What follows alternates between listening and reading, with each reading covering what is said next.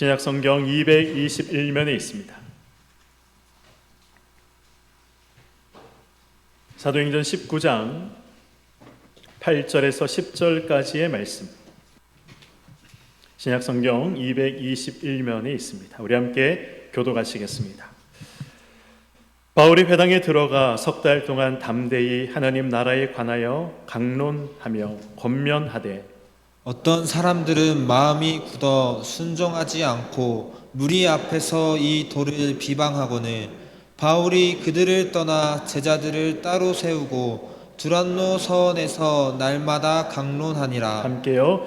두 해 동안 이같이 하니 아시아에 사는 자는 유대인이나 헬라인이나 다 주의 말씀을 듣더라. 아멘.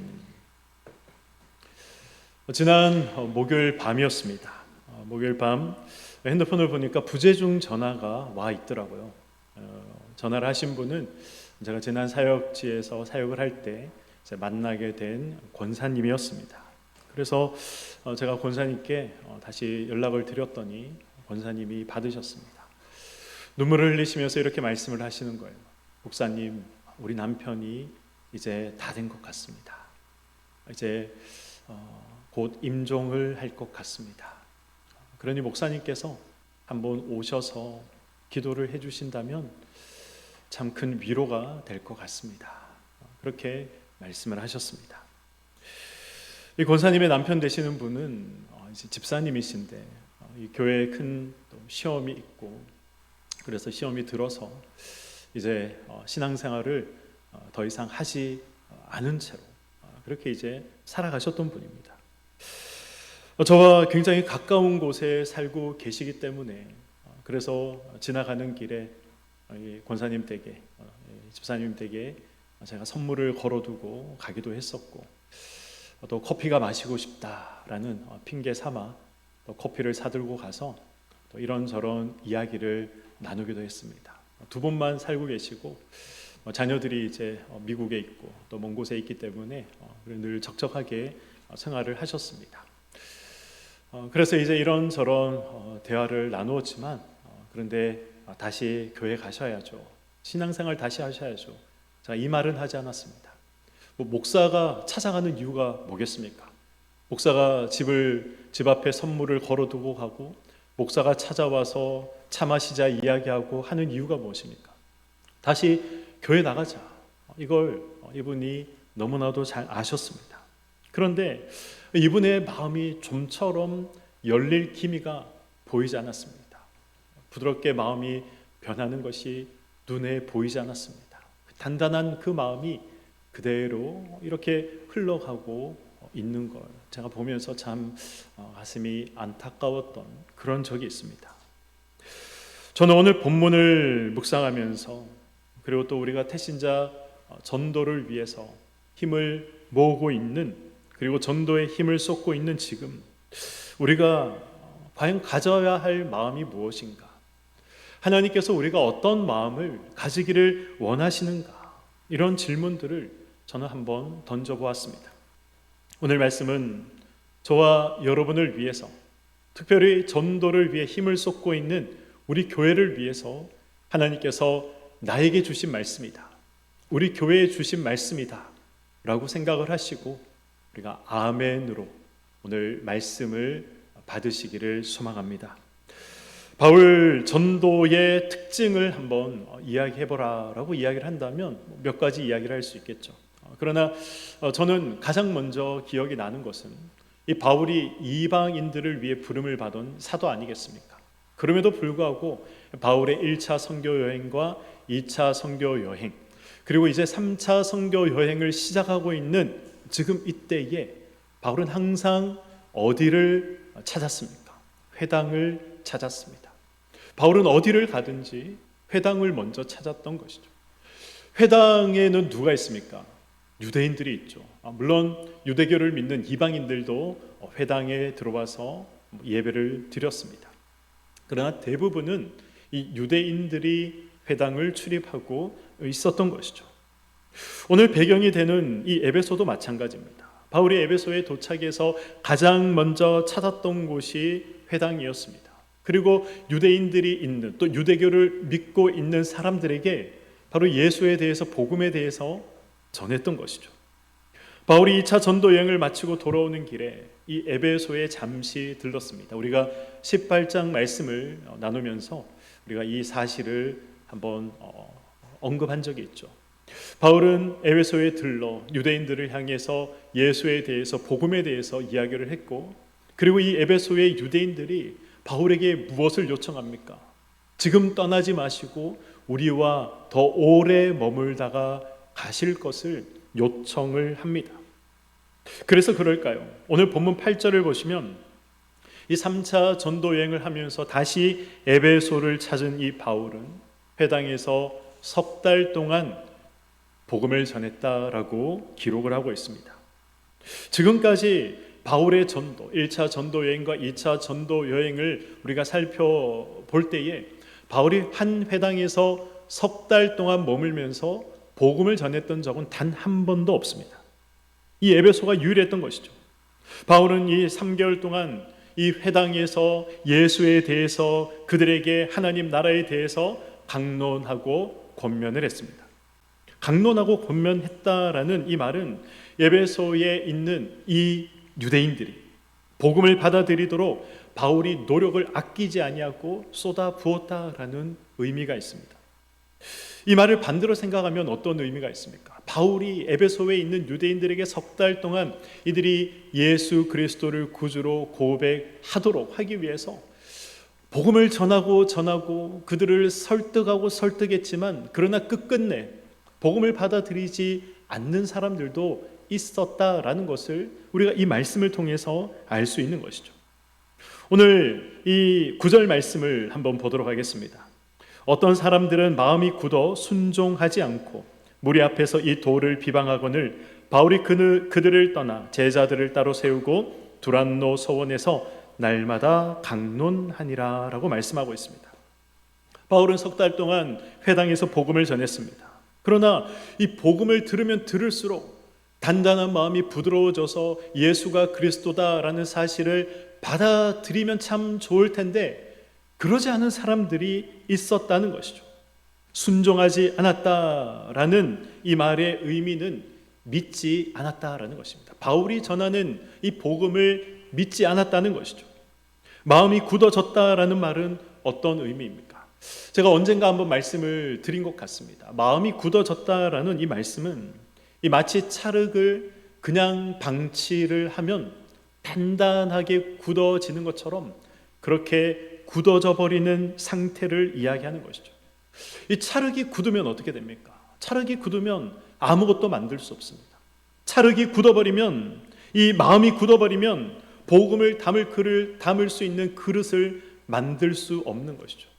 마음이 굳어버리면 말씀을 들어도 순종할 수 없습니다. 말씀을 받을 수가 없습니다. 말씀을 듣기는 듣지만 내 것으로 아멘하고 받지 못하는 것이죠. 그런 자들의 특징이 무엇입니까? 그런 자들의 특징, 마음이 굳어서 믿지 않는 자들, 불순종하는 자들의 특징은 하나님의 말씀에 대적한다는 것입니다. 비방하고 비난하며 불순종한다는 것이죠. 같은 복음을 들어도 누군가는 순종하여 예수를 믿습니다. 그러나 같은 복음을 들어도 불순종하여 믿지 않아 예수를 대적하는 이들이 있다는 것이죠. 이런 이유가 무엇입니까? 마귀에게 잡혀 있기 때문에 그렇습니다. 어둠의 영에 잡혀 있기 때문에 그런 것이죠. 사람이 예수를 믿는 일, 복음을 듣고 순종하는 일, 믿음을 가지는 일은 결코 쉬운 일이 아닙니다. 저와 여러분들이 지금 이 자리에 앉아 있는 것, 이 일은 기적 중에 기적인 것이죠. 우리가 지난 WBC 시간에 어떤 것을 배웠습니까? 성부 하나님께서는 구원을 계획하시고 성자 하나님, 예수님께서 이 구원을 성취하시고 예수님이 성취하신 구원을 성령 하나님께서 저와 여러분에게 주셨다, 적용해 주셨다. 우리가 이 사실을 배우지 않았습니까? 그래서 구원은 전적으로 하나님이 하시는 일입니다. 놀라운 일인 것이죠. 삼위 하나님께서 성부 하나님, 성령 하나님, 성자 예수님께서 역사하셔서 이 자리에 우리가 앉아 있는 것입니다. 놀라운 구원이요, 놀라운 은혜인 것이죠. 나 하나를 살리기 위해서 성부, 성자, 성령 하나님께서 힘을 모아 지금까지 역사하셨다. 그걸 묵상한다면 우리가 놀라지 않을 수 없는 것이죠. 은혜다라고 우리가 감탄하지 않을 수 없는 것입니다. 바울은 최선을 다했습니다. 최선을 다해서 복음을 전했고 최선을 다해서 그들에게 설득하며 설득했습니다. 그럼에도 바울을 배척하고 바울을 비방하는 자들이 생겨났던 것이죠. 바울이 어떻게 합니까? 복음을 듣고 예수의 제자가 된 성도들을 데리고 나와서 이 두란노 소원이라는 곳에서 그들에게 말씀을 가르치며 또 복음을 전했다라고 성경은 말씀하고 있습니다. 두란노 소원이 어떤 곳입니까? 두란노는 지명 이름이 아닙니다. 두란노는 사람 이름입니다. 우리나라에도 이 서원들이 있죠. 머릿속에 떠오르는 서원은 어떤 서원들이 있습니까? 1,000원짜리 지폐 국권인데 있었던 도산 서원, 그런 서원들 떠오르지 않습니까? 소수 서원, 이런 서원들이 떠오르죠. 도산 서원은 우리가 잘 아는 것처럼 태계 이황의 이 학덕을 기리기 위해서 세운 학교와 같은 곳입니다. 그리고 오늘 이 에베소에 등장하는 두란노 서원도 마찬가지죠. 두란노 서원은 어떤 서원입니까? 두란노라는 사람이 세운, 이 두란노, 티라누스라는 사람인데, 이 티라누스라는 사람이 세운 바로 학교가 두란노 서원이었습니다. 바울이 이 서원을 사용할 수 있도록 두란노, 저기 티라누스가 바울에게 허락을 해줬던 것이죠. 그래서 바울은 이 복음 전하는 일을 두란노 서원에서 이어나갈 수 있었던 것입니다. 바울은 비방하고 욕하는 사람들 때문에 이 회당에서 복음 전하는 일을 그만두고 두란노로 장소를 옮겼습니다. 이런 바울을 보면서 바울도 비방하는 사람이 생기니 복음 전하는 것을 멈추지 않았느냐, 포기하지 않았느냐. 바울도 포기했는데 내가 굳이 끝까지 포기하지 않고 복음 전할 이유가 무엇이 있느냐. 우리가 이런 생각을 할 수도 있습니다. 그러나 그런 생각, 그런 해석은 자기 편의대로 해석하는 것이고 자기 편의대로 생각하는 것이죠. 아니 목사님, 예수님도 복음을 받아들이지 않는 자들, 전도자를 환영하지 않는 자들이 있는 그곳을 먼지를 털어버리고 떠나라라고 말씀하지 않았습니까? 네, 물론 맞습니다. 예수님도 그렇게 말씀하셨죠.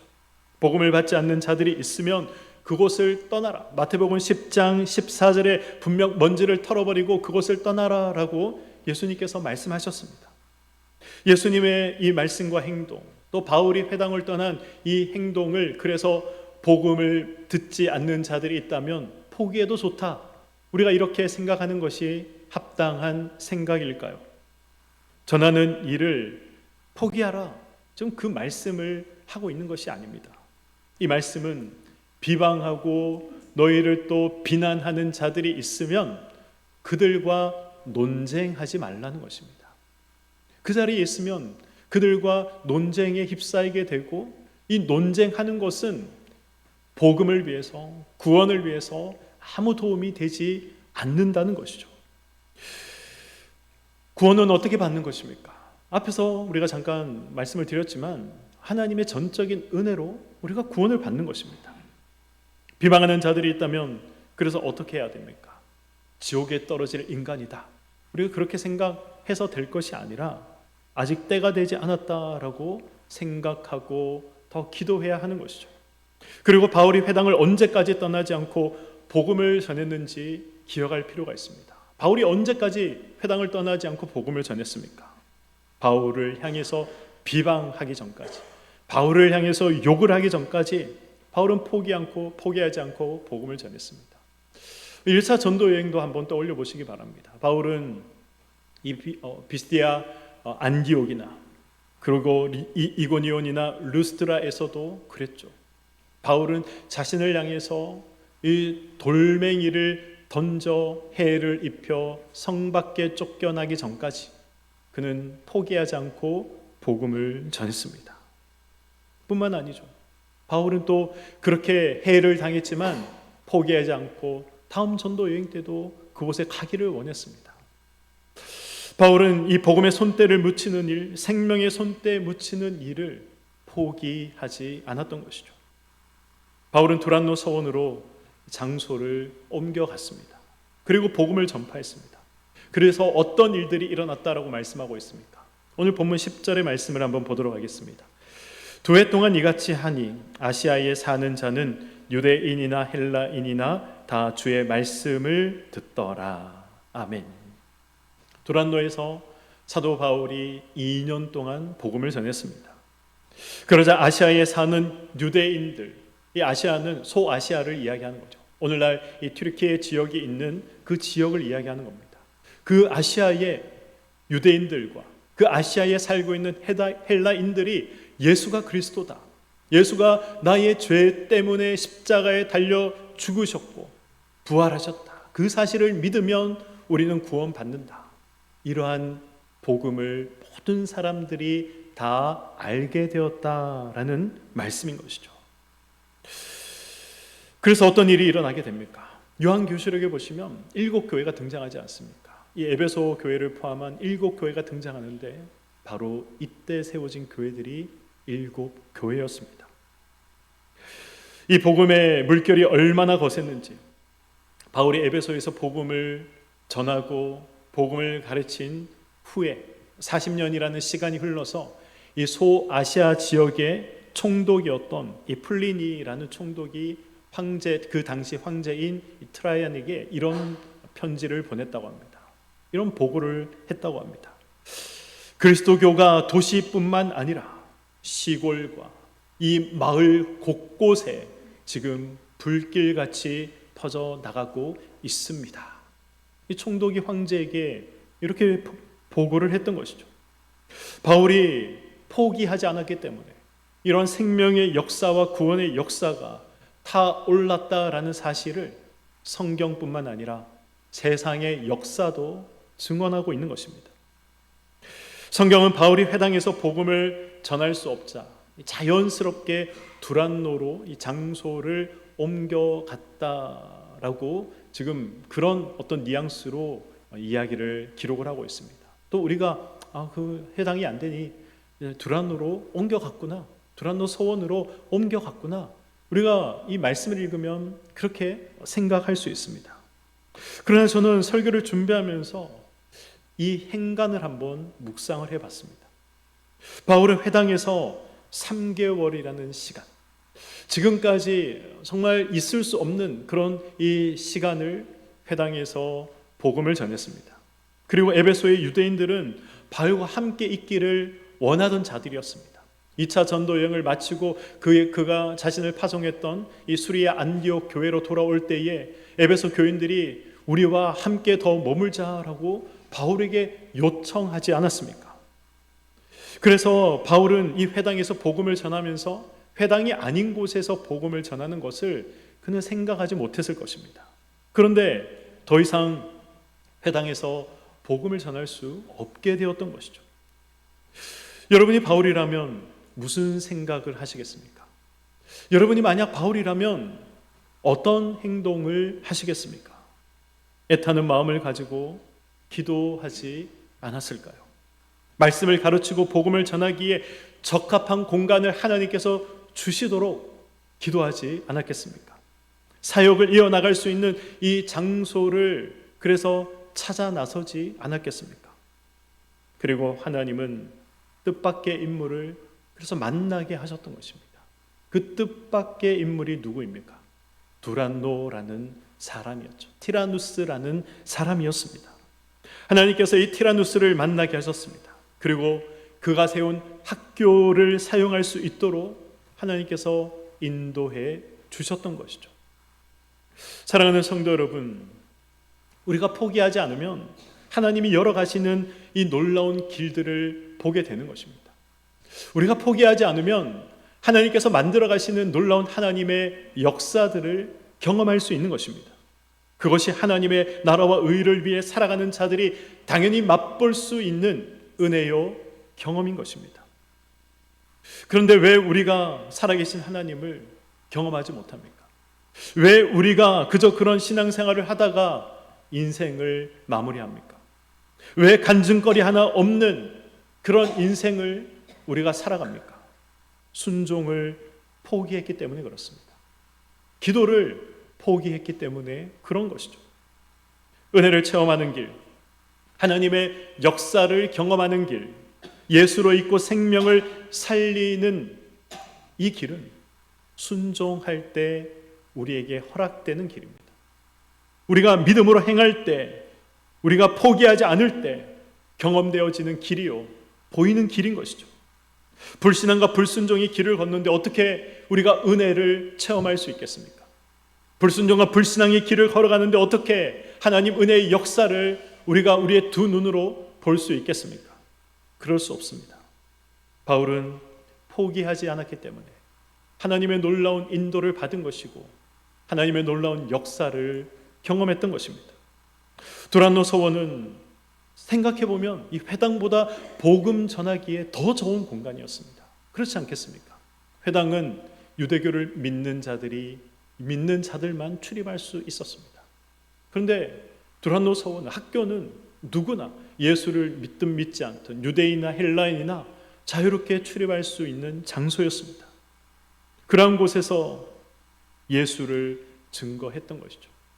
예수를 포기하지 않으니 생각할 수도 없었고 상상할 수도 없었던 놀라운 일을 하나님께서 경험케 하시고 바울을 인도하셨던 것입니다. 저와 여러분에게도 이 은혜가 있기를 저는 간절히 소망합니다. 우리가 믿음이 없어 놓치는 일들이 너무나도 많이 있습니다. 하나님은 입을 넓게 열라 우리에게 말씀하십니다. 하나님은 의심하지 말라 말씀하십니다. 하나님은 우리에게 죽도록 충성하라 말씀하십니다. 그러나 믿음이 없어서 순종하지 못해서 포기해 버려서 경험하지 못하는 하나님께서 부어주시고 예배하신 은혜들이 있음에도 불구하고 우리의 못남 때문에 우리의 불순종 때문에 받지 못하고 누리지 못하는 은혜들이 너무나도 많이 있다는 것입니다. 오늘 설교 제목이 무엇입니까? 포기하지 않으면 포기합니다. 이것이 설교 제목입니다. 저와 여러분이 순종을 포기하지 않으면, 믿음을 포기하지 않으면, 복음을 포기하지 않으면 누가 포기한다는 것입니까? 사탄, 마귀가 포기한다는 것이죠. 하나님의 사람을 도무지 감당할 수 없구나 생각하며 포기해버린다는 것입니다. 저와 여러분이 순종을 포기하고 믿음을 포기하고 복음을 포기해버리면 그러면 누가 이제 포기하지 않습니까? 사탄 마귀가 포기하지 않는 것입니다. 우리가 포기하면 마귀는 집요하게 우리를 물고 늘어져서 결국 아무것도 경험하지 못하도록 만들어버리는 것입니다. 기독교를 향해서 어떤 종교라고 이야기하는지 아십니까? 기독교는 체험의 종교다라고 이야기를 합니다. 하나님께서 살아계시고 살아계신 하나님께서 우리의 삶 속에 뛰어 들어오셔서 역사하시기 때문에 기독교는 체험의 종교다라고 이야기를 하는 것이죠. 그러나 포기하면, 우리가 순종을 포기하고 믿음을 포기하면, 복음을 포기하면 아무것도 체험할 수 없는 것입니다. 제가 설교 인트로에서 오늘 권사님의 남편에 대해서 말씀을 드렸죠. 그렇게 이 집사님을 찾아뵙고 만나면서 1년이라는 시간이 흘렀습니다. 그리고 어느 주일 아침에 권사님이 문자가 왔습니다. 목사님, 오늘 우리 남편이 함께 교회 가겠다라고 저에게 이야기했습니다. 잠시 후에 뵙겠습니다. 이 문자를 그 주일 아침 교육자실에서 보는데 저에게 제 하나님이 정말 큰 선물을 주셨다, 그런 생각이 들었습니다. 신앙생활을 다시 시작하고 1년이 지났습니다. 그런데 안타깝게도 이 알츠하이머가 찾아와서 지금 5년째 투병 생활을 하고 계신 것이죠. 그리고 이제 하나님의 부름을 눈앞에 두고 계신 것입니다. 이 일이 너무 감사하지 않습니까? 제가 이렇게 말씀드리면 아니 그게 무슨 감사할 일인가? 예수를 등졌다가 다시 신앙생활을 시작했다면, 믿음 생활을 다시 시작했다면 있던 병도 사라져야 하는 것 아닌가, 그렇게 생각할 수 있습니다. 이게 뭔가 허무하다, 그런 생각이 드십니까? 그러나 저는 감사했습니다. 만약에 시험 빠진 채로 이대로 교회를 비난하고 비방하고 하나님을 믿지 않는 채로 죽음을 맞이한다면 얼마나 허무한 인생이 되어버리는 것입니까? 얼마나 안타까운 일이 되어버리는 것입니까? 얼마나 끔찍한 일이 되는 것입니까? 그때 이분을 그냥 모른 척하고 지나갔다면, 이 복음에 손때 묻히는 것을 포기해 버렸다면 그런 일이 일어나고 마는 것이죠. 신앙을 회복하신 후에 이 찬송가 492장을 이분이 늘 즐겨 부르셨다고 합니다. 잠시 세상에 내가 살면서. 그래서 이 집사님이 너무 이 찬송을 좋아하셨기 때문에 병실이었지만 허락을 받아서 함께 예배드리면서 이 찬송을 크게 불렀습니다. 콧줄을 하고 계시고, 그리고 말할 수 없을 정도로 찬양을 함께 하지 못할 뿐만 아니라 입을 뗄 수 없을 정도로 쇠약해져 계시기 때문에, 그래서 함께 찬송은 부르지 못하셨지만 찬송을 부르면서 이 집사님을 보는데 이 두 눈에 눈물이 촉촉하게 맺혀 있더라고요. 눈물의 의미가 무엇이겠습니까? 하나님, 이 찬양의 가사와 같이 나의 신앙을 고백합니다, 그런 의미가 아니겠습니까? 슬픔과 두려움의 눈물이 아니라 소망의 눈물을 흘리고 계시는구나, 그 사실을 알 수 있었습니다. 사랑의 손때 묻히기를 우리가 포기하지 않고, 복음의 손때 묻히기를 우리가 포기하지 않으면 회복이 일어나는 것이죠. 회심의 역사가 일어나는 것입니다. 저와 여러분이 영혼을 포기하지 않으면 사탄이 영혼을 포기할 수밖에 없습니다. 반대로 저와 여러분이 영혼을 포기해버리면 사탄은 결코 포기하지 않고 놓아주지 않는 것입니다. 지금까지 기도해도 안 되더라, 지금까지 전해도 안 되더라, 그래서 포기한다면 사탄에게 가장 좋은 선물을 주는 것입니다. 저와 여러분이 순종을 포기하지 않으면, 우리가 믿음을 포기하지 않으면, 우리가 복음을 포기하지 않으면 마귀가 포기할 수밖에 없다라는 사실을 기억하시기 바랍니다. 포기하지 않으면 반드시 하나님께서 길을 만드시고 열어가신다는 이 사실을 우리는 경험하고 볼 수 있는 것입니다. 하나님이 만들어 가시는 놀라운 일들을 우리가 체험하고 경험하여서 간증의 삶을 살아갈 수 있는 것입니다. 순종을 포기하지 마시기 바랍니다. 기도를 포기하지 마시기 바랍니다. 영혼을 포기하지 마시기 바랍니다. 저와 여러분이 포기하지 않으면 사탄은 포기할 수밖에 없습니다. 이 사실을 기억하시고 은혜의 길, 하나님께서 만들어 가시는 그 놀라운 역사의 길, 생명을 살리는 길을 순종하며 걸어가시는 저와 여러분의 삶이 되시기를 주님의 이름으로 간절히 축원드립니다. 아멘.